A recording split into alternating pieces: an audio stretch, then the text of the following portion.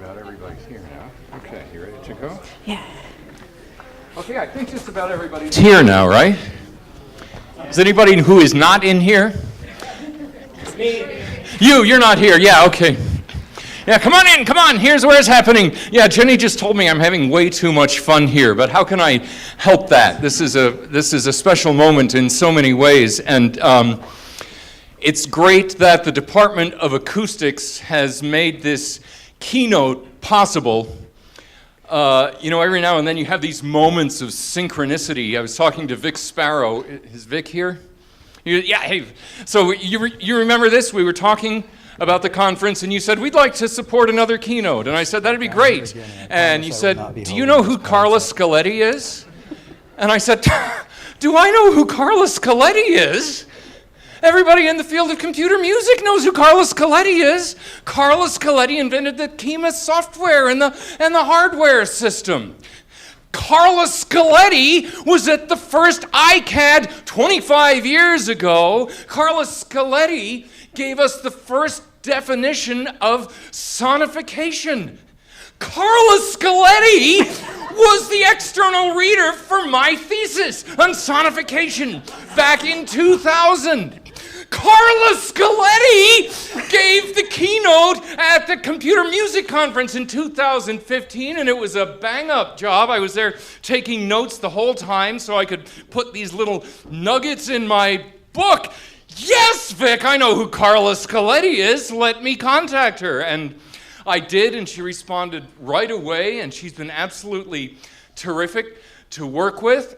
So 25 years of reflection on the field. Carla Scaletti is going to come in here and offer us her words of wisdom. I don't know if she's tongue-in-cheek. I don't know if she's serious. Only she knows that. So I'm just tickled pink to present to you Carla Scaletti.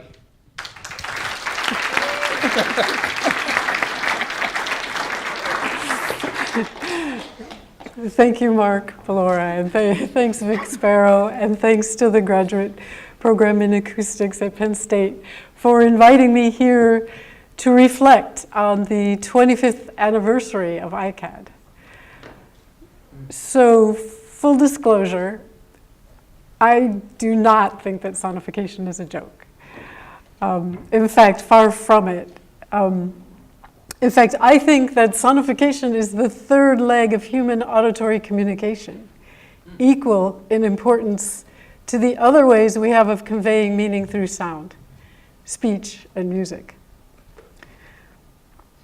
Before I added the word sonification to my laptop dictionary, I was starting to get really annoyed because it kept, autocorrect kept changing it to signification. But then I decided to look up what signification means, and I thought, oh, maybe autocorrect's trying to tell me something.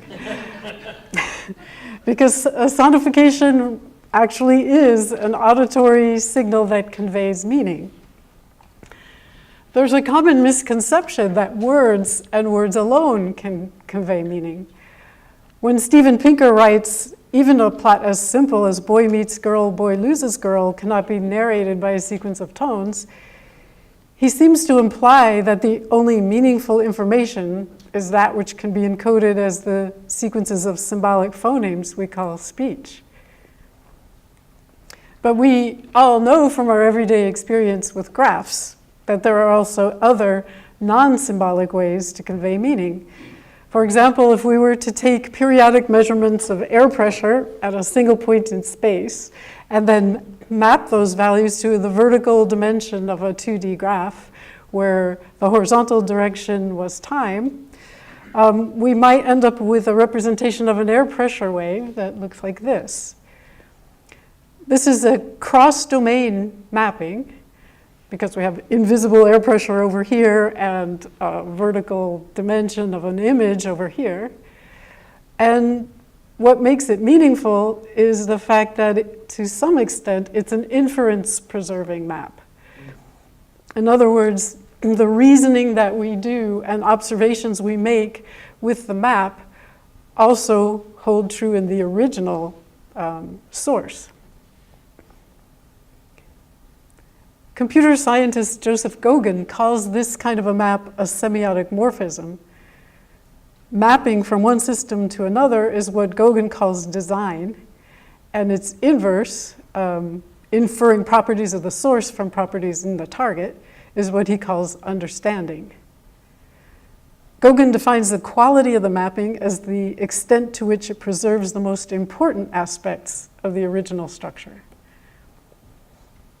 In fact, the whole premise of data visualization and sonification is that it's possible to map from a source domain to a target domain in such a way that inferences you draw in the target domain will also hold true in the source domain.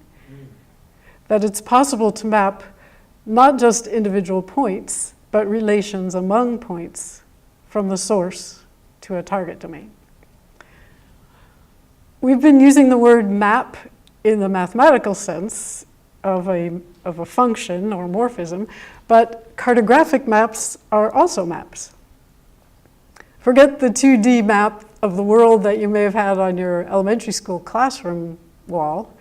The 21st century map is, according to Bruno Latour, is an interface that allows us to navigate through heterogeneous data sets that are continually refreshed, localized, and refined by our queries, just like sonification.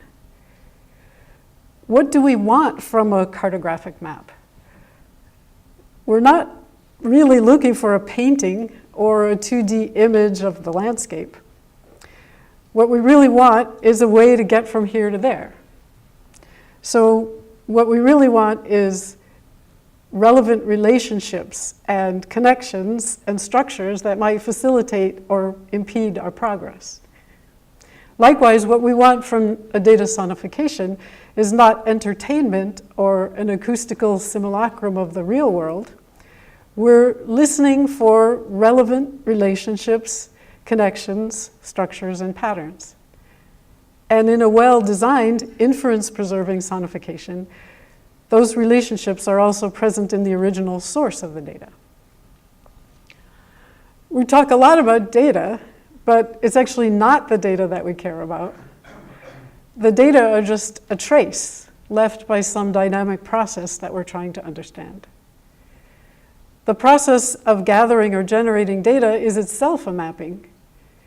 Each step along the way involves decisions and choices as to which aspects of the dynamic process you're measuring, at what time intervals, and with what resolution. And in the end, the map is not the territory. The data are not the dynamic process. Or to quote from Lao Tzu, nature can never be completely described, for such a description of nature would have to duplicate nature. Since we can't map everything, someone's decision on what was important to measure and how to make the measurement, in combination with decisions on how to map the measurements to visual or auditory parameters, has a huge influence on what people will be able to hear and see in the data, and consequently in how they're likely to think about the underlying dynamic process. Or as geographers John Krieger and Dennis Wood put it, a map is a proposition. It reflects a worldview of the map makers, showing you what they think is important. I would take it a step further and say that every data set is also a proposition. It reflects someone's assessment of what was important to measure and which relationships in the original process were the important ones to preserve in those measurements. It's not that visual mapping is in some way more objective or rational than an auditory mapping. Every mapping reflects a long chain of decisions and choices and assumptions and attitudes, which is why it's hardly ever enough to create just one mapping based on one set of data or even just from one researcher. Different data and different mappings reveal different aspects of the original model. If you want to see precise values to several significant digits, it may be that the best mapping is to a list of numbers. But if you want a sense for the relationships among those values, you probably want to use a visualization or sonification. And if you want to reveal the dynamics, on how those numbers and values and relations change over time, for that you probably need sonification or an animation.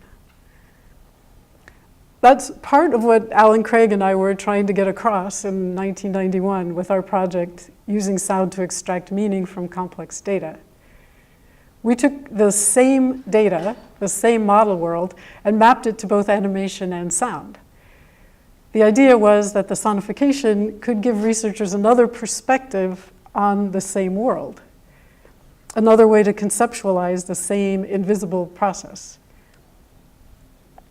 and giving a more complete sense of that process.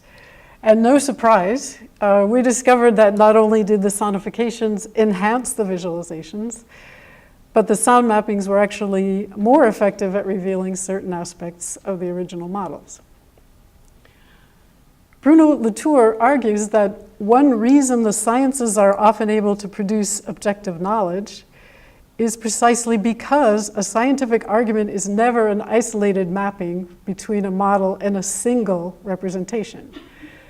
There are always multiple mappings generated by instruments, theories, calculations, along with multiple correspondences between each map and its antecedents and consequence in this series of arguments that we call a scientific article. Latour points out that a scientific visualization, and by extension sonification, is only scientifically meaningful when it's presented in the context of other mappings. Text, equations, tables, graphs, charts, captions, as citations of previous work. What Latour calls a cascade of inscriptions. Each of these elements is one step in a chain of reasoning that leads to the conclusion.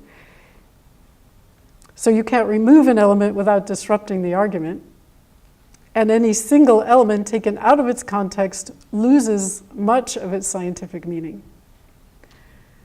These multiple interdependent inscriptions, along with the process of peer review and the historical reputation of the publisher, can combine to give a stamp of legitimacy to a new piece of knowledge published as an article in a scientific journal.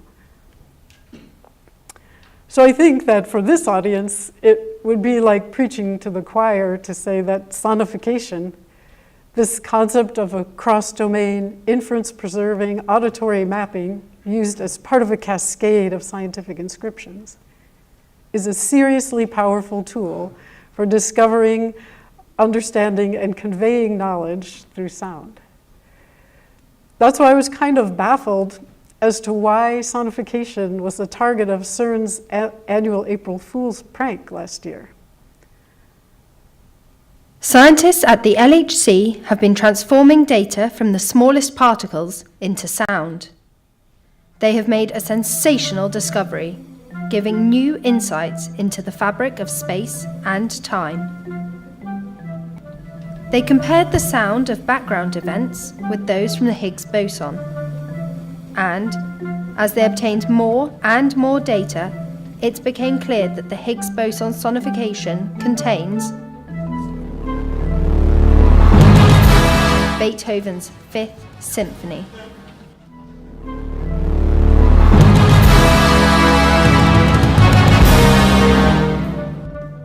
Pythagoras saw a deep connection between the spheres of planets and harmony in music. This is an amazing discovery. I'm very happy to see this deep connection between music and physics.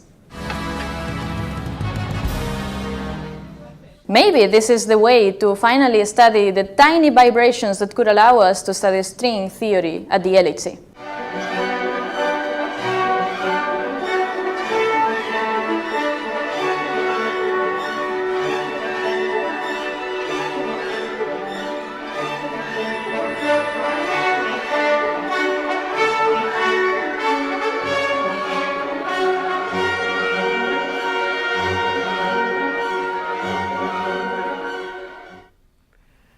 So first off, congratulations. Researchers at the world's largest particle physics laboratory are familiar enough with the word sonification and think the public is familiar with the word enough that they could make an insider joke based on it. And second off, really? No, really, guys, why is sonification a joke? And why does the video include multiple examples of data visualization that seem to just pass by without a comment or a hint of a smile, whereas this idea of data sonification is a subject of great hilarity, or at least some smirking? Or to paraphrase some of the central questions posed by Karin Bijsterveld's Sonic Skills research project, why, in the face of evidence that scientists have for years used their ears in making sense of what they study, and that these listening practices have resulted in new scientific knowledge, why is it that the scientific legitimacy of listening remains contested, or in this case, laughable? Part of the issue in this particular case may be just that the researchers don't know about the third way of making meaning with sound. They hear about something called sonification, and they know it's not words, so they assume it must be music. This is borne out by the text that accompanies the video, in which they refer to sonification as music, language, a film score, a random tune, or recognizable notes. And as an aside, did anyone else find it ironic that the music they discover in their data was more contemporaneous with classical Newtonian physics? Well, okay, you're probably saying this is just a joke. But sometimes I think when someone tells you a joke, it reveals something about the way they really think. I think one of the reasons that Mark invited me here to talk this year was because I was one of the invited speakers at the first ICAD in 1992. And he thought it might be interesting to reflect on the 25th anniversary of ICAD. One of the things that hasn't changed much over the past 25 years is the fascination that the public has for the idea of sonification. Out of curiosity, I did an informal Google search for news stories mentioning the word sonification. And I limited it to just 1 month, May of 2017. And the search turned up 7 individual projects, 7 stories about projects. All of them were fairly breathless with excitement about how this novel technique might transform the future of data. It's encouraging that there's so much public fascination with the idea of sonification. But at the same time, it's kind of frustrating that 25 years after the first ICAD, sonification is still considered a curiosity or a novelty or an emerging field that might be transformative in the future, instead of the widely accepted tool that we all thought it would be by now. It's like sonification is the hot new thing, and it's been the hot new thing for 50 years. So why is it still considered a novelty? Alexandra Zupper has been studying the ICAD community for several years as part of her dissertation on scientific data sonification, titled Lobbying for the Ear, the Public Fascination with and Academic Legitimacy of the Sonification of Scientific Data. She describes the ICAD community as lobbying for the ear, for listening, as a legitimate sensory pathway for acquiring new scientific knowledge, just as legitimate as the eye.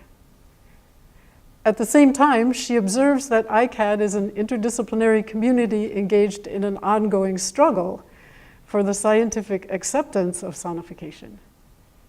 Quoting one scientist who has worked with data sonification as admitting, "It's not something I want to be making a big fuss about because I want people to take me seriously as a physicist." And I suspect we all have personal anecdotes about researchers we know who were reluctant to present sonification results at a domain-specific conference for fear of being labeled as eccentrics.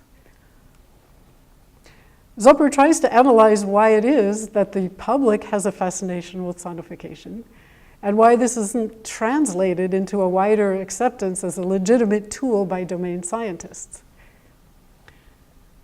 Zupper's hypothesis for the public fascination with sonification is something she calls the expectation of the auditory sublime. A sense of promise that, through sound, a member of the general public might be able to have an effortless personal experience of the awe and wonder of science, without having to invest any time in learning the underlying concepts behind the science, or having to struggle with mastering any new ideas or new ways of thinking. This expectation is shared by some researchers who think that sonification might be a way to, quote, share the love without sharing the pain, or to make the excitement of the work palpable without having to simultaneously engage in the hard work and incomprehensible details of the calculations. And that's a good thing, right? Maybe, because Zupper is cautioning that the strategies that are successful in establishing public interest in sonification do not automatically lead to its increased scientific acceptance. Many of the same researchers who embrace sonification as a means for popularizing their work insist they would never use sonification in their research, reinforcing a kind of a categorical distinction between real and popular science, and implying that sound is only appropriate for popular science. In a 2013 article published in the Social Studies of Science, Zupper notes that although it's become fairly common for astroseismologists to use sonification in public lectures, they rarely play those sounds for an audience of specialist peers. And if they are played for a scientific audience, they're usually framed as amusements. An astroseismology textbook published in 2010 even warns, while it is possible to use our observations of pulsating stars to generate sound files for the stars and listen to them, we do not do science that way. This style of public outreach often seems intended to function more as PR or a kind of a self-promotion than genuine attempt to actually educate the public. Zupper interviewed some researchers who even felt annoyed when people started to ask too many questions about how the sounds were mapped. The researcher didn't know and didn't feel a need to know how the sound was made. Another researcher who did create his own sound mappings freely admitted to massaging the data to make his examples sound more musical. I was wondering if he also massages the data to make his graphs look nicer for scientific publications. Or maybe he's just saying that he considers sonification to be an entertaining way to promote his work to the public rather than a serious tool for research. So maybe there needs to be a special name for this particular application of data mapping to sound, so we can distinguish it from serious sonification. Maybe we can call it self-promotification.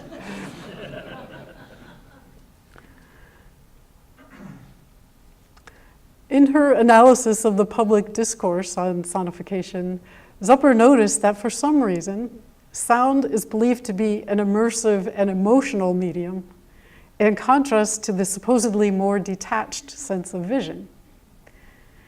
That it holds the promise of creating sublime experiences of science, experiences of awe and wonder, often tinged with an element of terror. And that the experience of the auditory sublime is emotionally loaded and visceral, perhaps even mystical and spiritual, and certainly awe-inspiring and enthralling. Which made me wonder, is the auditory sublime just another word for music?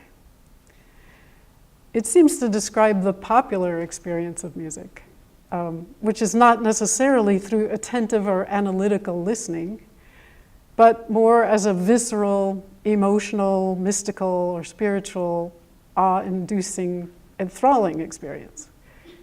Letting the sound wash over you at an unconscious level, rather than listening attentively and trying to get important information. So maybe the real issue for both sonification and for music is not that hearing is about affect and vision is about intellect, but that while our educational system has trained us to look carefully and analytically at graphs and diagrams and maps, it hasn't trained us to listen analytically.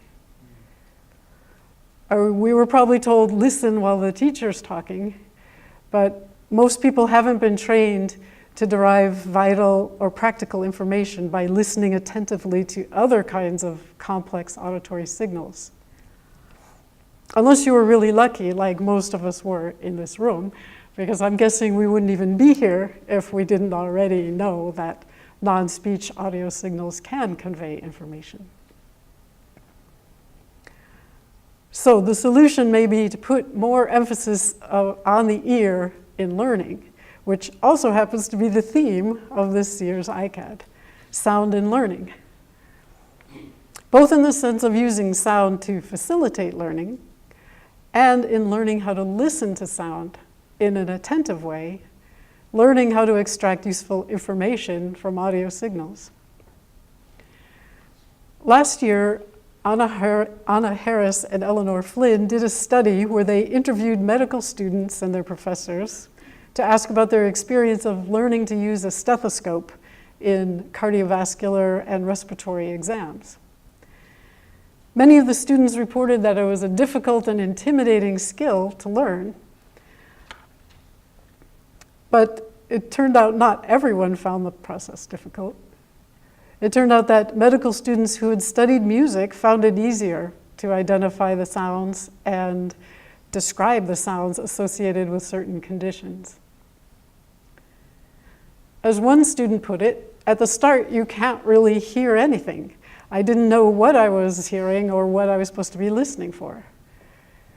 But as one of the teachers points out, it's a matter of practice. The more you hear, the more you hear. The professors try to get the students to use what they call active listening. I tell them that listening to murmurs is different to any other listening you've done. It's not like putting the stethoscope in your ears and letting the sounds wash over you. You need to concentrate. You need to focus on frequency, on intensity. The sounds might be quieter than you think. You need to listen actively. The authors conclude that training the senses through attentiveness is a critical aspect of a doctor's education and one that should be better addressed in medical school because it would improve a doctor's diagnostic skills. They suggest medical students should get some classical music training. But I think that attentive listening abilities are more probably a side effect of music training. And there are many, many ways that we could train people in attentive listening. Maybe through sound-based puzzles and games, simple sound graphing, perhaps even field recording and analytical listening to sound walks. Or learning how to add scripted sound to a computer game such that it conveys information about the state of the game. The important thing is to create an expectation that you can derive information from the sound rather than just letting sound wash over you, whether in the hopes of experiencing the auditory sublime or, sadly, more likely, just letting it go into the background. We probably all agree that it would be great to introduce sonification and attentive listening in the public schools. But when I did a search for curriculum standards in public education, only 2 subjects come up: language and mathematics. If we could demonstrate that attentive listening and sonification training also lead to measurable improvements in students' language and mathematical skills, maybe that would be a way to convince the general public that these sonic skills are useful enough to be included in public education. Public school education focuses on language arts training, but all 3 legs of the human meaning-making with sound require learning and practice. From the moment we're born, we start learning the phonemes of our mother tongue. and K through 12 education puts a heavy emphasis on language arts. Music making requires learning and practice too. Most often, though, that's acquired outside the public school. And sonification too requires learning and practice, both in learning how to create these cross-domain inference-preserving mappings and in learning to listen, remember, and extract meaning from the auditory signals. But the good news is, it appears that learning and practice in one leg of the triad can also improve your performance and abilities in another. Nina Krause's lab at Northwestern, for example, has demonstrated that musical training can help remediate some language disorders. So when it comes to convincing people that sonification and attentive listening training have a place in the K through 12 curriculum, maybe we can change people's minds by showing them that sound changes minds in a literal sense. Or more specifically, that your experience with sound over a lifetime leaves an imprint in the way your brainstem responds to complex auditory signals. At Nina Krause's auditory neuroscience lab, they use something called the CABR, complex auditory brainstem response, as an objective, non-invasive way to study how the brain processes complex sounds like speech and music. They put electrodes on your scalp, and then they play you a sound, and then they measure the brainstem's evoked response to that sound. The amazing thing is that the brain's response signal resembles the original audio signal. The timing in the spectrum of the evoked signal in the brain is really similar to the timing in the spectrum of the original. So they can use like cross correlations and other kinds of signal processing to compare the original signal with the evoked response from the brain. And they use that CABR to detect differences in the way different individuals process auditory signals. What they found is that the CABR reflects an individual's past experience with sound. Experience can selectively enhance relevant components and attenuate irrelevant inputs. So it's not just an individual's accumulated exposure to sound, but it really reflects what that individual finds relevant and what they focus on, leaving a kind of a neural signature that's recognizable. So what she found was that anything from short-term training to lifelong experience with sound shows up as a characteristic signature in the CABR. And Krause says she can immediately tell whether someone has had any musical training by recognizing what she calls a characteristic musician's signature in the CABR. The so-called musician's signature is characterized by enhancements in the ability to parse an auditory scene, the degree of precision in the neural representation of fine timing, enhanced working memory and attention, improvements in the nervous system's ability to do statistical prediction, to detect hidden patterns and relationships and predict what's going to happen next, and an improved ability to understand speech in a noisy background. Past experience with sound can shape automatic sound processing even many years later. Just a few years of music training in childhood influences neural encoding of sound in adulthood, years after the training is stopped. After only 2 years of music training, elementary school children show greater neural differentiation of contrastive consonants, and musicians show more neural differentiation of consonant sounds across their lifespan. In a recent blog that she wrote for Scientific American, Krause writes, "In my laboratory, when I see a computer screen displaying someone's brainwave, I can usually guess whether they are a musician or not based on the rich, clean quality of the musician's brain signature. At the other end of the spectrum, my lab works with children who grow up in noisy environments and receive little linguistic enrichment. And sadly, I can spot that signature too." Yes, sound, for better or worse, is that powerful. She then adds something kind of scary, which is the absence of meaningful sound also leaves a mark on the brain's ability to process sound, which is pretty alarming considering the amount of noise and meaningless sound that we subject ourselves to on a day-to-day basis. Krauss offers a couple of suggestions on how to protect yourself against meaninglessness. Either learn another language or learn to play an instrument. So I was trying to think, what would learning another language and learning to play a musical instrument have in common? They both involved listening carefully to complex audio signals and extracting information that's relevant. And to some extent, they both involve using your body, whether it's your vocal apparatus or your fine motor skills over a musical instrument, to generate audio signals. So it may be that actually the generating is an essential part of that neural signature. So maybe we should add learn data sonification to the list of ways that we could defend ourselves against meaninglessness. Because sonification, too, involves attentive listening to audio signals. It motivates you to focus on an audio signal in order to extract information relevant to your work. And if we include what Alexandra Zupper calls data karaoke skills, being able to generate approximate sound indexes with your own voice, like it goes like this, woo, then it would also include using your body to generate meaningful sound morphisms.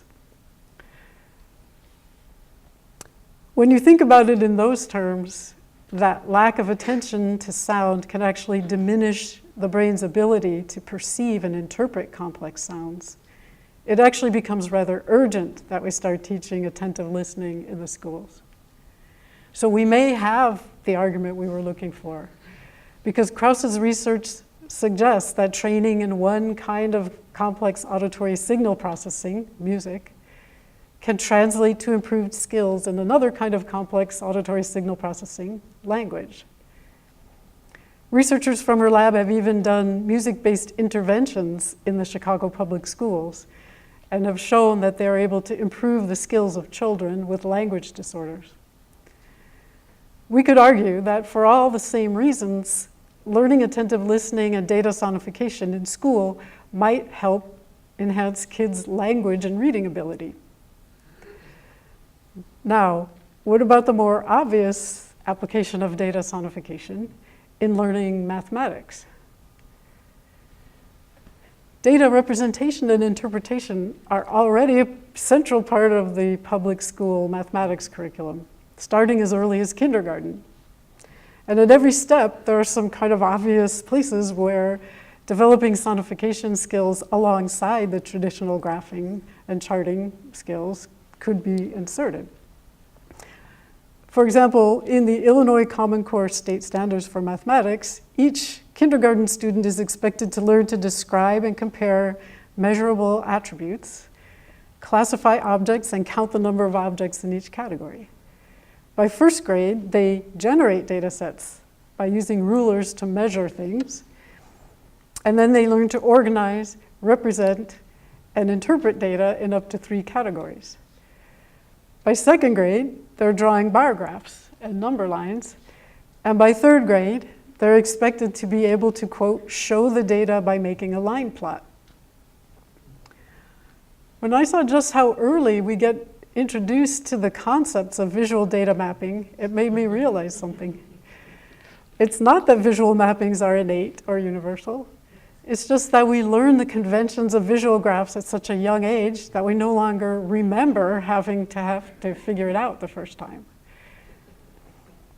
Have you ever had that experience where you struggle to learn something, and then once you finally get it, it feels like you always knew it? And if after enough time goes by, it even starts to feel natural or even intuitive. It seems like line graphs and bar charts have been around forever, but apparently they were invented in 1786 by a Scottish engineer named William Playfair, who later went on to invent the pie chart in 1801. In his brief history of data visualization, Michael Friendly describes how Playfair's first line graph was accompanied by several pages of text explaining how to read and understand it. In other words, graphs didn't come naturally to people then or now. They're just visual conventions that you and I had to learn and internalize by the time we were in 3rd grade. So and as a society, we've had over 200 years to get used to interpreting line graphs. So it's okay if sonifications aren't immediately understood by untrained listeners. And it seems reasonable to adopt some standard conventions and devote a little time to training people on how to listen to them and extract information from them. In his statement of the conference theme, Mark Ballora points out that scientific literacy is typically gained through the study of graphs and reliance on visual conventions that have been in use since the late 18th century and have become part of the standard research vocabulary. When a set of conventions has been in use for over 200 years and is part of the standard vocabulary for both research and education, it means that our reliance on those visual conventions and belief in their legitimacy is pretty firmly entrenched. Convincing people that those conventions could be enhanced by sonification is going to require a pretty significant alteration in the institutions, behaviors, values, and norms of science. In other words, it may require a social change before sonification too becomes part of the standard research vocabulary. Luckily, there's an app for that, or at least a Harvard Business School model for that. Clayton Christensen is the Harvard business professor who came up with this theory of disruptive innovation. But he's also written about a related model that he calls a catalytic innovation. It's basically a disruptive innovation that results in social change instead of a new commercial product. Like disruptive business innovations, catalytic innovations start out by providing solutions for ignored or underserved populations. Solutions that turn out to be so useful that eventually everyone wants them. At some point, the new solution becomes universally adopted and changes the status quo.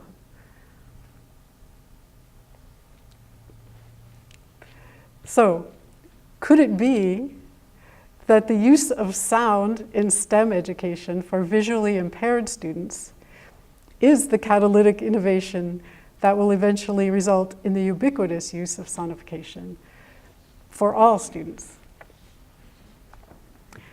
And that once enough e-textbooks, graphing tools, and other educational materials have a button for visually impaired students to be able to switch on the sound, that other students will also try switching on the sound on button. And at that point, it's kind of up to us. If the students find the sonifications useful, if they discover that the sound enhances their understanding, they're going to leave the sound switched on. And the status quo for STEM education will be permanently altered. The good news is that the catalysis has already begun. There are several groups using data sonification for visually impaired students. To name just a few recent examples, Jamie Ferguson is doing his PhD at the University of Glasgow on Bell 3D, an audio-based astronomy education system for visually impaired students. Sergio Machetti's group at the University of Milan and Everywhere Technologies is evaluating sonification techniques to support individuals with visual impairment in recognizing shapes on touchscreen devices. Bruce Walker's sonification lab at Georgia Tech is partnering with Kenyatta University and a nonprofit called Enable to deploy and evaluate assistive technologies in Kenya for STEM students with vision loss.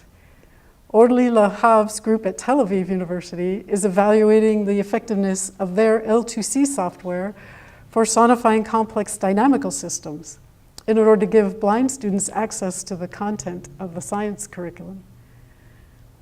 And Jamie Ferguson is already thinking ahead to the transition to universal adoption. writing that the goal of his Bell 3D software is communicating astronomy to visually impaired students, as well as providing a new modality of astronomy experience for those who are sighted. A common thread running through much of this work is the unassailable argument that the overwhelming reliance of STEM education on the visual presentation of data makes this kind of learning less accessible for visually impaired students. Or as Bruce Walker writes, every day we need to understand data in order to make choices in our lives. For people with vision loss, the typical graphical presentations of data may be difficult or impossible to access. As a result, education and employment are difficult for blind individuals, especially in STEM fields. And in reality, we are all sensory impaired. As astrophysicist Wanda Diaz-Merced reminds us, humans are blind to much of the light that comes from the universe. From infrared to ultraviolet, sighted eyes are sensitive to only a narrow band of light located almost in the middle of that spectrum. Speaking about students with vision loss in a recent interview, she said, "They run into roadblocks constantly and they think this is normal. But it shouldn't be normal for any scientist of any ability to have only limited access to data." And by the way, she also says it takes training to use sonic data. Merced said she trains students by hiding information in manipulated data and turning it into a game. So actually, it's not that much of a leap from adaptive technology to universally adopted technology. We use sonification, visualization, and mathematical modeling precisely because we're blind and deaf to most of the dynamic processes we want to understand. We can't directly see protons colliding with each other or hear the dynamics of signaling proteins within a living cell, but we can map those dynamical processes to the kinds of signals that we can perceive. It's this ability of humans to form analogies and reason with them that makes it possible for us to collectively extend our knowledge beyond the range of our sense organs. It's almost a cliche or a truism that someone with vision loss will adapt or compensate by developing a more acute sense of hearing. And in a way, that's what sonification is. It's us using technology to give ourselves a more acute or wider range of hearing, enabling us to adapt or compensate for our sensory limitations, making the invisible audible. The public schools may be the official institutions of learning, but we all know that learning happens everywhere. And individuals from the ICAD community are lobbying for active listening and sonification via these unofficial educational channels too. Jamie Ferguson, for example, is developing a planetarium presentation of his 3D sonic star maps. Bruce Walker's lab at Georgia Tech works with a local aquarium. Mark Ballora has an installation here on campus in the Penn State Earth and Mineral Science Museum that not only presents sonifications of storm data, but also allows visitors to learn how those data were mapped to sound. One could argue that sonification would make all those visual displays of data in museums and public libraries accessible to all patrons, not just those with 20/20 vision.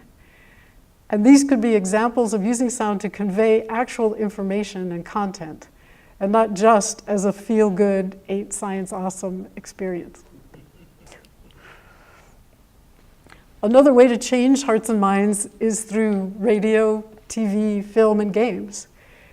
If you know a game developer or a screenwriter, why not lobby for more storylines where a character manages to solve a mystery through active listening or through data sonification? We also learn through the ordinary media, those always-on technologies that suffuse and saturate our daily lives, like Google search and social media and Wikipedia. That's why I'm excited about the 2017 Do-a-thon initiative to create sonifications for Wikipedia. Ensuring that every graph or chart in Wikipedia also has a parallel sonification could normalize the concept of abstract sound graphs in the minds of the general public and specialist researchers alike. Not only that, but it makes the content in Wikipedia accessible and open to all users, not just the cited ones. Wikipedia itself is an example of a catalytic innovation. And Wikipedia, enhanced by data sonification, could be another path to universal adoption of sonification as a legitimate educational and research tool. Whatever conventions are adopted by the Wikipedia sonifications are likely to become standards, or at least establish an initial set of conventions that would let us share sound map data the same way that cartographers shared spatial and navigational data in the so-called age of exploration and discovery. Around in the time of the Middle Ages, it started to become common practice for ship captains to log and survey and bring back spatial data on every voyage, no matter what the reason for the voyage. Standardizing on a set of conventions for mapping all that spatial data made it possible for anyone to read a map and use it for navigation, no matter what the original source of the data. It made it possible to navigate through a territory where you'd never been before. Kind of like Google Maps is making it possible for all of us to find our way around Happy Valley this week. Converging on this set of mapping conventions resulted in an explosion of navigation and exploration in the 16th century. And so it's possible that converging on a set of standards and conventions for sonification could trigger our own age of exploration and discovery through sound. Another part of the do-a-thon this year includes adding sound to web documents, like Jupyter notebooks, which can include live code, equations, visualizations, text, and now sonifications. It's like a live interactive version of Bruno Latour's cascade of inscriptions. If the web document is tutorial in nature, it could serve as a demonstration of the power of sound in learning. And for the publishers of traditional science journals, it serves as an example of how an online journal could use inline sonifications and animations and interactive models as part of a scientific argument. The ultimate stamp of scientific legitimacy is probably still having an article published in a respected journal. Yet, despite the fact that most journals are now published online or have an online edition, and therefore could include sound directly in line with the text, most of them seem to isolate sounds and videos in a supplementary materials section, instead of inlining them as part of Latour's cascade of inscriptions.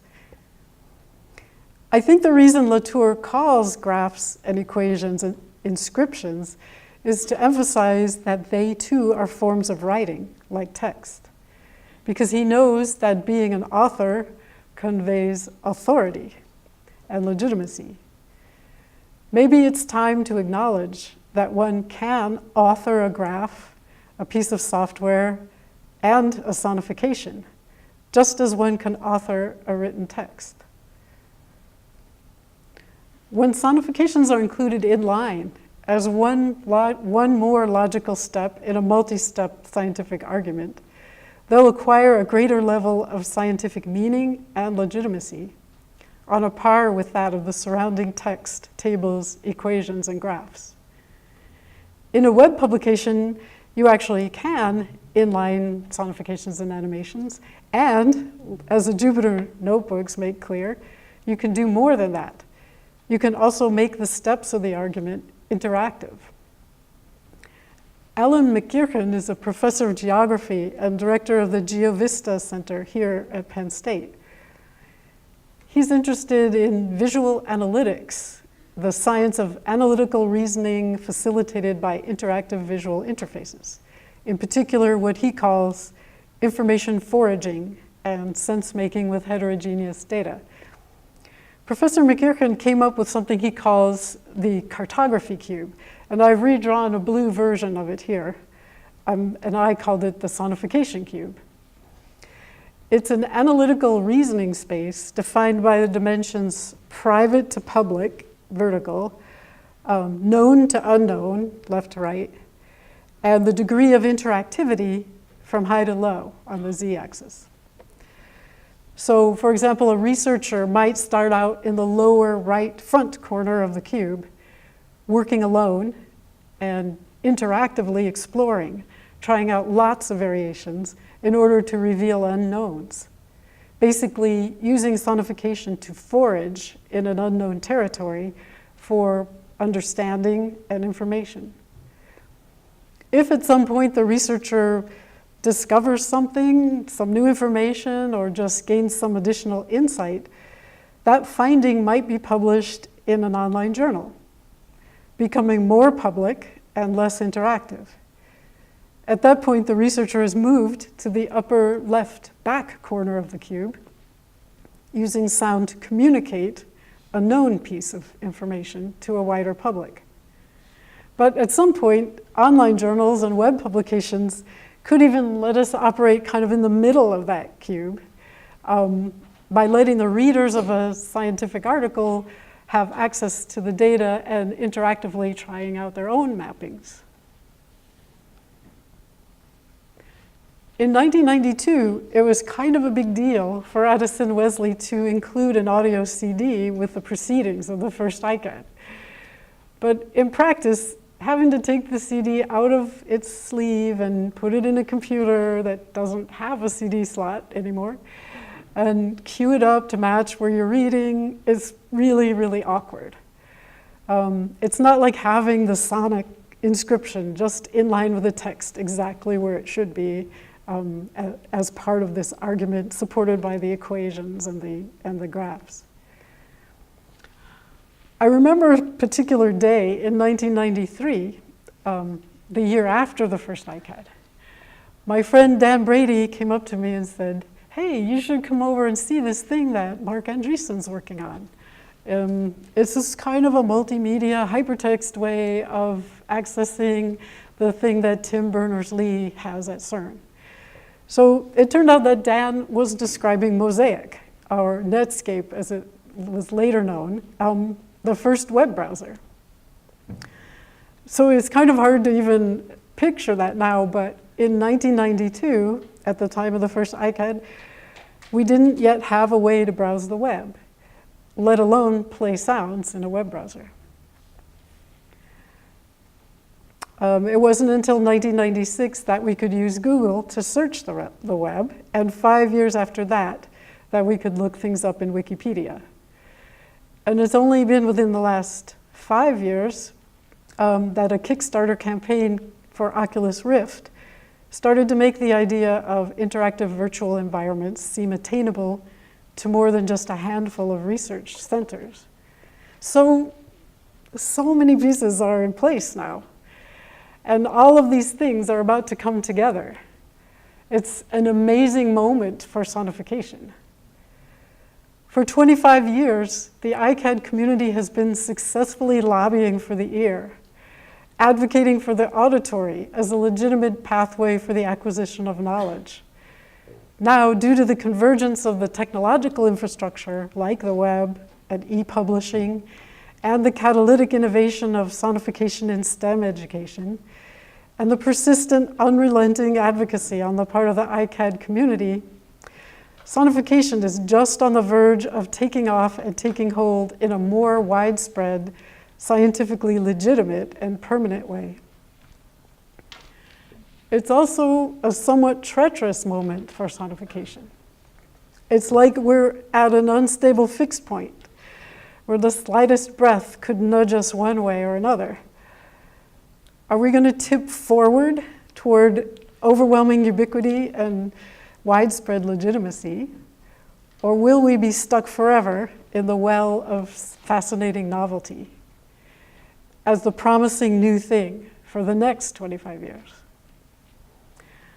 I think with a few well-placed nudges, we can tip things in the direction of scientific legitimacy and ubiquity. First, by giving sonification the status it truly deserves as an equal partner in the triumvirate of human auditory communication. Next, by helping everyone learn the skills of active listening and develop an expectation that non-speech audio signals can be the bearers of important and useful information. And finally, by inlining sonifications as inscriptions in e-textbooks and online journals.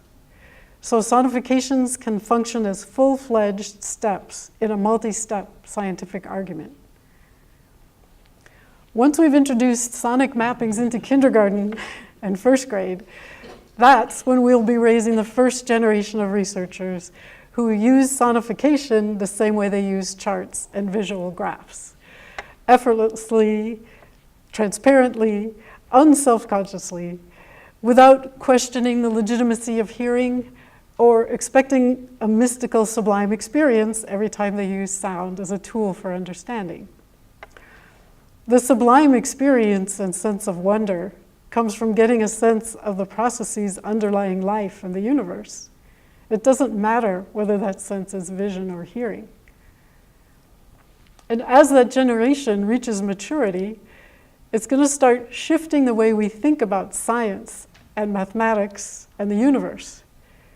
Because the text and vision-centric way we have been looking at the universe biases us to think in terms of equilibrium states, states that can be represented by pictures and text and mathematical equations that don't include a variable for time. But sound is inherently dynamic. Through sonification, we can hear the way things change as you transition from one state to another. So the first generation to learn mathematics and science through interactive sonification and animated graphs is also going to be more likely to conceive of the universe as dynamic processes rather than as static snapshots of that process.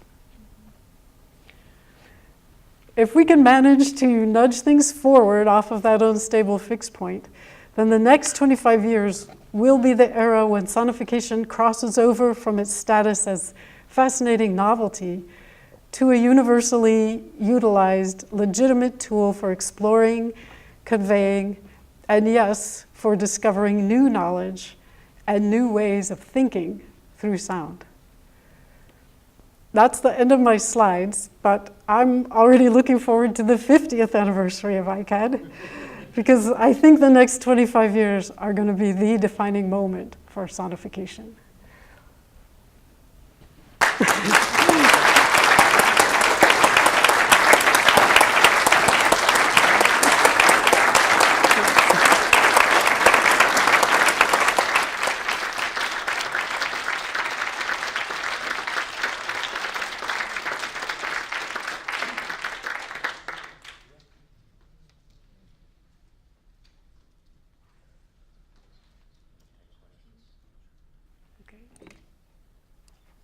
She's willing to take questions.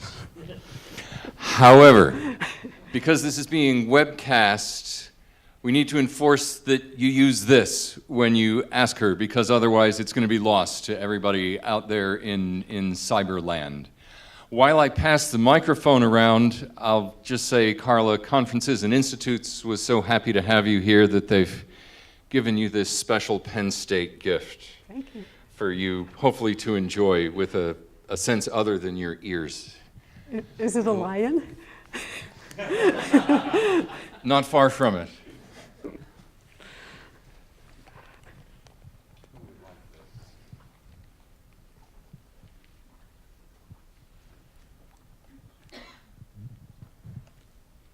Thank you. That's really an inspiring talk.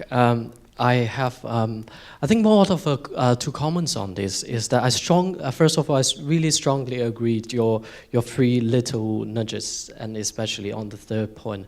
Recently, we've been collaborating with a research group in psychology. The professor there has been really intrigued in sonification, but he make a very, very crucial point is that I'm very interested in that, but it's just really too hard to report it. Is when he reads a paper visualization is easy to see, but the sound is not there. As you mentioned, we hope there will be a future where the distribution of scientific report can be totally evolutionized, that the sound can be embedded into this report. But at the current stage, we might have to wait for a little bit longer. But from that note, over the past, I have been involved in some reviewing on various sonification papers, and one thing I find that quite stagger me is that there is no example on the sonification paper. People seem to be trying to visualize a sonification. So people argue that we can create a sonification model that can work just as best as visualization, but we fall back to visualize the sonification or create a text description of that. So I really, really encourage our community can focus more on the video and media examples when we try to report our work. And I find that to be very important in that case.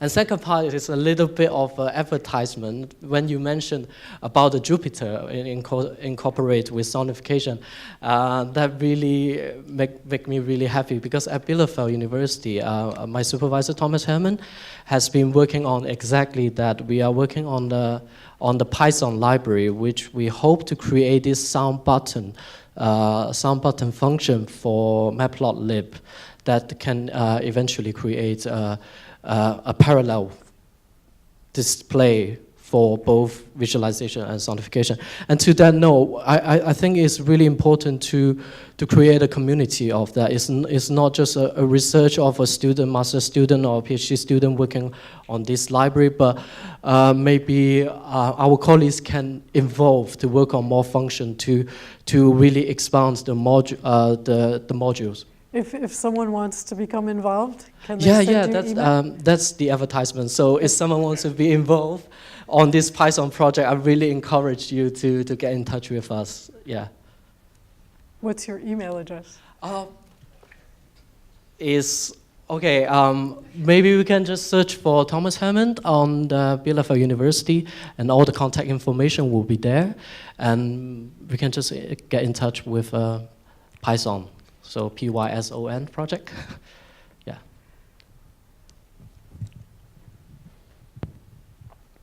Thank you very much. That was fabulous.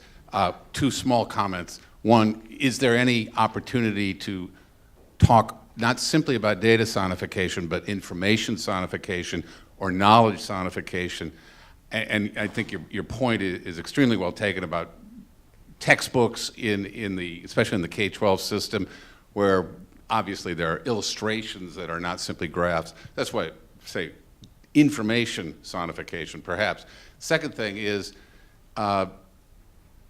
there's a fellow named Cary Supalo, S-U-P-A-L-O,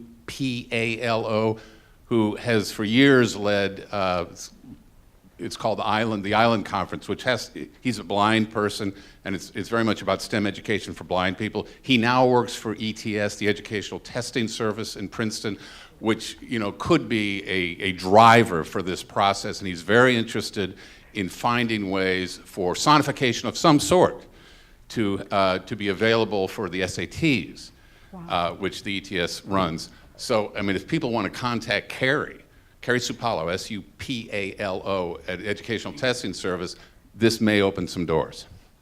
Thanks.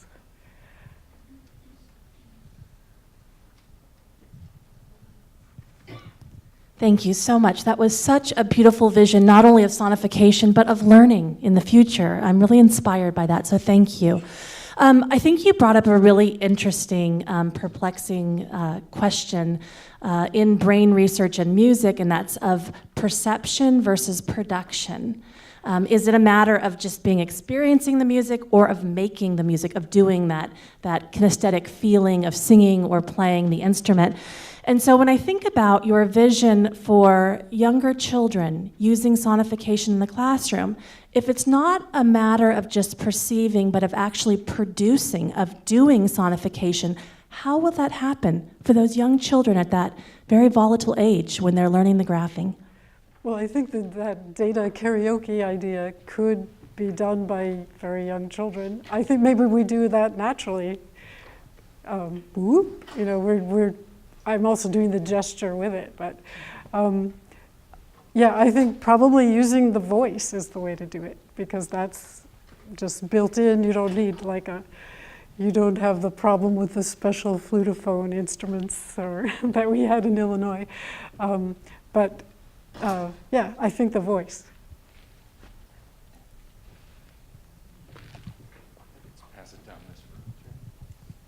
Hi, I think that's a very interesting talk, and I'm also very interested in the prospect of gaining scientific legitimacy for sonification. But in my opinion, I think that it's actually not so much us, but actually perhaps science that needs to adjust itself. So the way that we gain knowledge in science is constructed as a very visual, disembodied, sterile, almost non-human kind of approach. And I just feel that what something very valuable about sonification is that we're actually bringing it back to the body and making powerful experiences and stuff like that. And I just feel that maybe instead of, I don't know, trying to, I think we should adjust the way that we do things, but also that we should be challenging the way in which science itself is constructed. I understand what you're saying, although in my experience, like with individual researchers, I don't think that it's detached or disembodied in any way. I think that scientists are just as emotional and excited and visceral about things as, say, artists are. So that may be more of maybe the popular media portrayal of science as being this detached, rational way of doing things, because I don't know I'm sure there are researchers here, and I'm sure that everybody has worked with researchers, and my personal experience with working with the researchers, they're very emotional about, it's exciting when you're tracking something down. Yeah. I mean, I think that excitement is the basis of scientific discovery and actually how science actually happens, but that's also not the way. That's not what gets published. You know what I mean? Well, that's true. I don't know if you've ever heard Yuri Alon. He's systems. What's it called again? Systems biologist. He has this really, really good TED Talk where he describes how he helps his graduate students get over this kind of, he calls it being in the cloud. It's something that we've all experienced when you're trying to do something new, or when you're trying to do research in some unknown territory.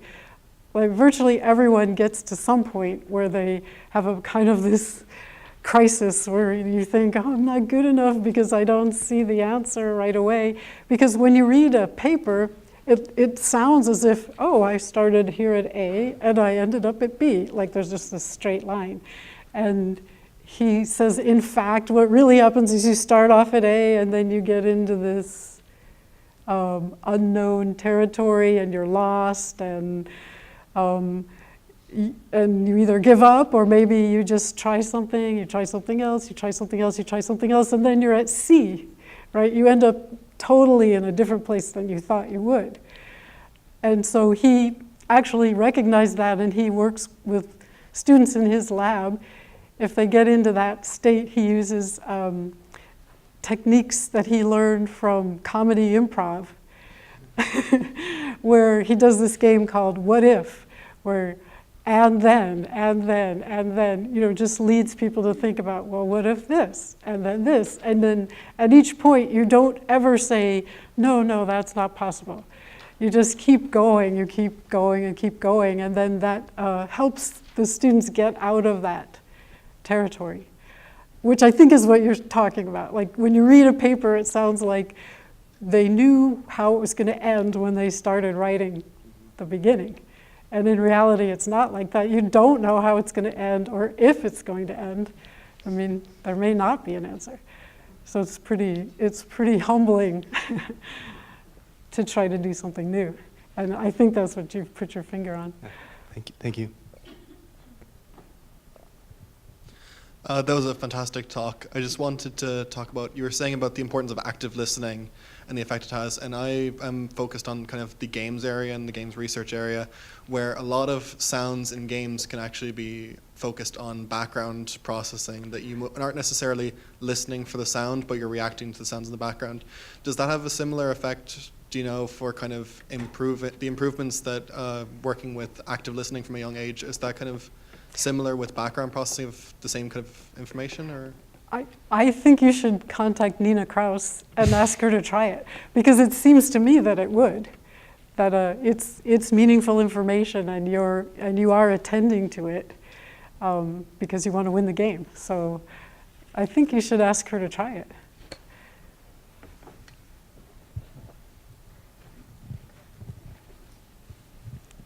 Hi, thank you so much for the talk. It's very inspiring. I think other people have said that already. So I took a few notes. I wanted to ask you about the three legs, music, sonification, and language. One of the struggles I think that has happened in the humanities in general, I think, is to embed themselves into the STEM programs. In their importance, and I think some of the things that you mentioned are echoed also in terms of the visual arts. My background's in the visual arts, so I find that, and I also coincidentally find that this crosses over to, I'm sure some people here are also involved in this, in sound studies itself as a field of studies and its legitimation and so forth. And so I'm wondering about some of the strategies to try to implement have sonification become part of a wider educational system or process. I think it's something that is shared in what you could call minoritarian disciplines that want to be legitimized. And I think in terms of interdisciplinarity, it would be great to become conscious of these preoccupations. For me, I mean, that's my interest in a sense, and be able to sort of cross over to show how these areas that are not friendly, what I find that's common in terms of sound studies, sonification, and visual arts in general, is that it's very hard to measure or interpret the measurements that appear to be at play in some of the material that is produced and is published. And so, because science wants to measure everything, and I think some of the things, particularly in the visual arts, because it's about aesthetics, it's unmeasurable. And so this is a struggle there as well, and that's something that I deal with myself. But having a crossover discussion of these preoccupations and strategies that can be shared, I think would be very fruitful as well. So in terms of the three legs, I just wanted to point out that there's probably other legs that could be added to it, and one of them would be more about the visual aspects, but not in terms of how it's visualized for information or for measurement, which is more like what the visual arts is about. Anyways, I just wanted to share that with you. I don't know. It's not really a question, but I don't know if you have any reflections on that issue, because you didn't talk about that aspect of the ambiguity. And one more thing I should add is that what's interesting for me about your talk is that when the visual arts became more autonomous in the 19th century, it actually looked to music itself as a model for autonomy, for developing as a discipline. Any art historian, this is like common knowledge for art history. And for me, it was actually quite interesting to see how sonification is sort of in a position of finding legitimacy in some way, which I didn't expect necessarily to consider, but it's very similar. It's almost like the visual arts have this reference to music, and sonification has the relationship to music in terms of the form and the oral and whatnot. And then here we are talking about how to become part of the normalization within the education system and so forth. So anyways, I just wanted to share that observation.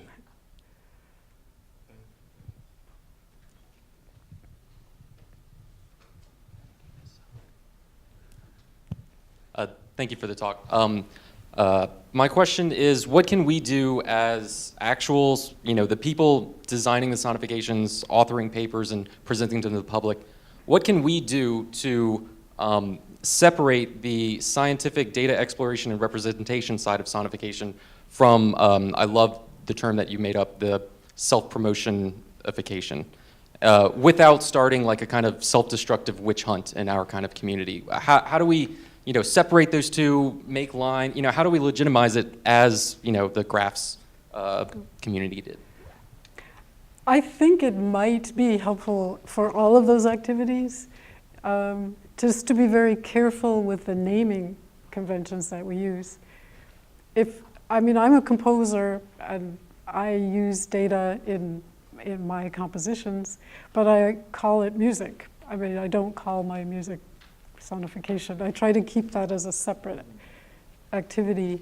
And maybe the other would be public outreach or public demonstration, maybe science communication, something slightly different. I think if we're just careful with the naming, it would help the general public and researchers distinguish between those and also know what to expect.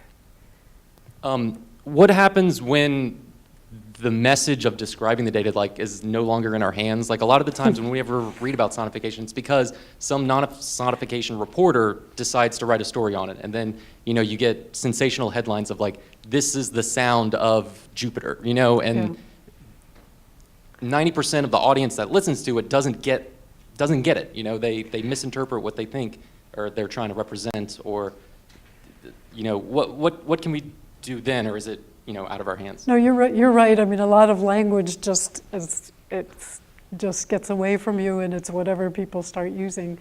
All I can suggest is that we ourselves be very careful. It's very clear, like talking about the three legs. We all understand that there are nuances and kind of more of a continuum, and that there are differences, or there are crossovers and similarities.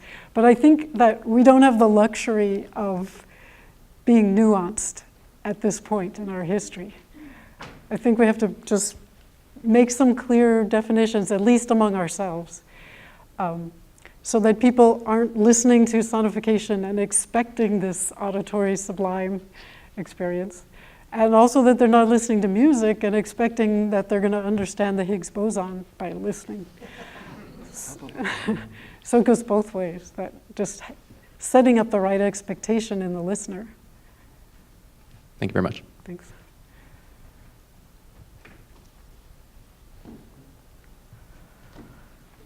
Thank you. Carla, thank you very much for the talk 25 years ago. I think actually we've made more progress. 25 years ago, it wasn't possible to get an NSF grant in sonification. Whereas I've talked to 3 or 4 people who've gotten NSF grants, just here at this conference, and that's a major step. That when you've got the National Science Foundation, there really weren't any graduate schools, nothing that I call the sonification lab. I know there's several around the world now. In fact, I think in some cases we're in the 2nd generation.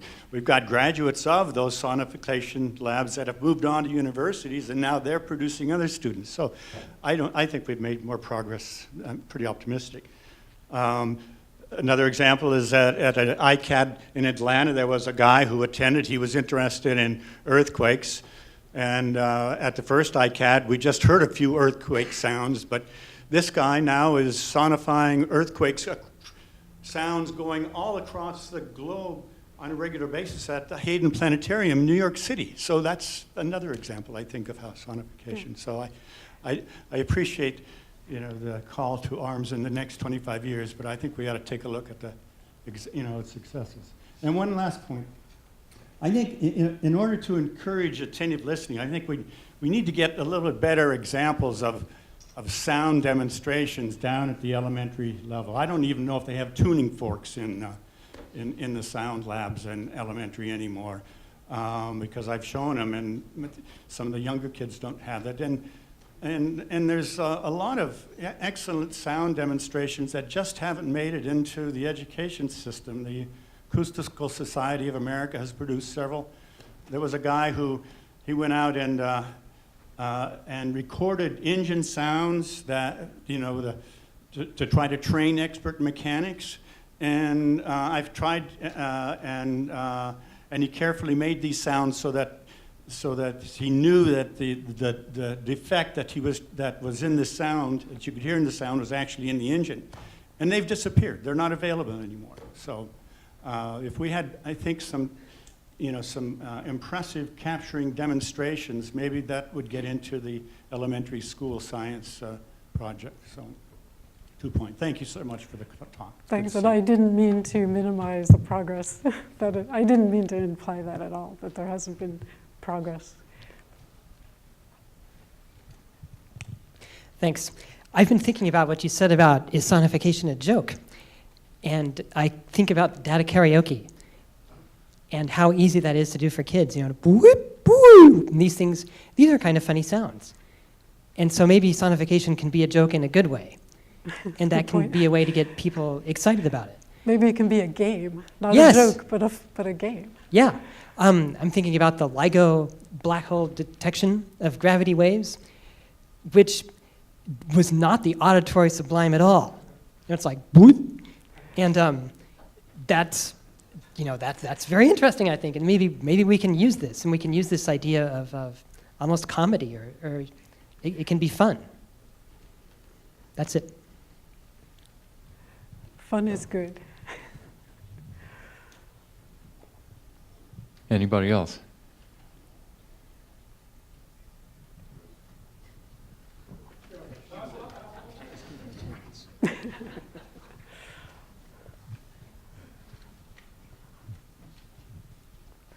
Thank you for your kind words about our work. We've been doing a lot of things in the sonification lab at Georgia Tech, but it's all the students, of course, who do all the work, and I just get my pictures on them. But I do want to share two sides of the coin, and one is that our scientific process in academia is one of the reasons I believe we haven't reached as far as we might. And I've been reflecting on that in my own career, and one of the token of the realm, or the coin of the realm for us, is publications and squeezing science out. And as scientists, we stop when the science turns to engineering. And so we've built lots of tools, and we've built lots of ways to make sounds, but when there's no more studying of that to be done, they run fallow. And that's because there's nothing to be published about, oh yeah, we did, more of that. Mm-hmm. And so now we're thinking about ways to take the things that we've done in the past and reinvigorate them, and for exactly the reasons you're talking about. So one of the ways that will be successful is if it can become a community project. So I think we have to support ourselves in sustaining things. I think sustainability of our field is something to consider. And I'll end on a high note that we're very excited by a project that we're working on now in collaboration with the University of Colorado, and specifically their PHET project, P-H-E-T. They have developed online simulations of physics and science and STEM kinds of things intended to be used to help teach middle school kids about magnets and water and static electricity and that kind of thing. There are hundreds of them, and they're used by hundreds of millions of students around the world every year, and they're all visual. But we've been embarked on a project with them to sonify them, to add audio, and also make them accessible to users who may be blind. So it's coming. There are projects like that. It's encouraging, and they will, as you say, be used by students who are sighted and blind, and we know that they'll leave the sound on. We've seen it already. They're excited. And the last point is that it's funded. And one of the things that Clayton Christensen taught, one of the attributes of a catalytic innovation was replication and scaling, and that's exactly what you're doing.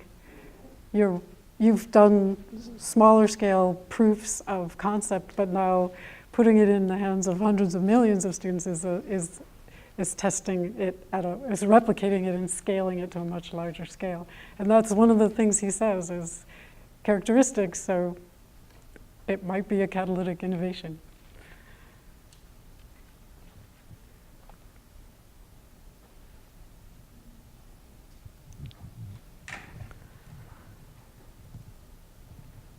Nobody else? Thank you, Carla. Oh, another one.